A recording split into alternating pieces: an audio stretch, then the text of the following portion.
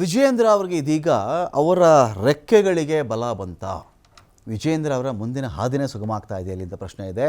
ರಾಜ್ಯಾಧ್ಯಕ್ಷರಾಗಿ ಏನಾಗ್ತಿತ್ತು, ವಿಜಯೇಂದ್ರ ಅವ್ರನ್ನ ಇಳಿಸ್ಬಿಡ್ತಾರಂತೆ, ಮತ್ತೊಂದು ಎಲೆಕ್ಷನ್ ನಡೆಯುತ್ತಂತೆ. ಆ ಎಲೆಕ್ಷನ್ನಲ್ಲಿ ಯತ್ನಾಳ್ ಬಣದ ಕಡೆಯಿಂದ ಕೆಲವರು ಕಂಟೆಸ್ಟ್ ಮಾಡೋಕ್ಕೂ ರೆಡಿ ಇದ್ದಾರೆ.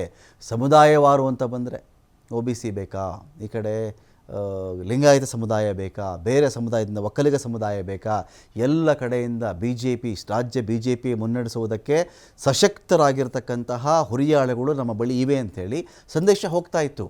ಆದರೆ ಇದೀಗ ವಿಜಯೇಂದ್ರ ಅವರು ಈ ಥರದೊಂದು ಹೈಕಮಾಂಡ್ಗೆ ಕಂಪ್ಲೇಂಟ್ ಮಾಡಿದ್ರು, ಹೈಕಮಾಂಡ್ ಆ್ಯಕ್ಷನ್ ತಗೊಳ್ತಾ ಗೊತ್ತಿಲ್ಲ.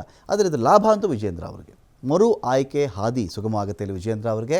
BY ವಿಜಯೇಂದ್ರ ಹಾದಿಗೆ ಮುಳುವಾಗಿದ್ದಿದ್ದೇ ಶಾಸಕ ಯತ್ನಾಳ್ರು. ವಿಜಯೇಂದ್ರ ವಿರುದ್ಧವಾಗಿ ಬಹಿರಂಗವಾಗಿ ಸಮರವನ್ನು ಸಾರ್ತಾ ಇದ್ದರು. ಯತ್ನಾಳ್ ಉಚ್ಚಾಟನೆಯಿಂದ ಮತ್ತೊಮ್ಮೆ ರಾಜ್ಯದಲ್ಲಿ ವಿಜಯೇಂದ್ರ ಅಥವಾ ಯಡಿಯೂರಪ್ಪನವರ ಫ್ಯಾಮಿಲಿಯ ಮೇಲುಗೈ ಆಗ್ತಾ ಇದೆ. ಯತ್ನಾಳ್ರನ್ನ ಪಕ್ಷದಿಂದನೇ ಕಿಕ್ಔಟ್ ಮಾಡಿಸ್ಬಿಟ್ರು ಇವರು. BYV ಮರು ಆಯ್ಕೆ ಸುಳಿವನ್ನು ಕೊಟ್ಟಿರೋದು ಹೈಕಮಾಂಡ್ ಇಲ್ಲಿ.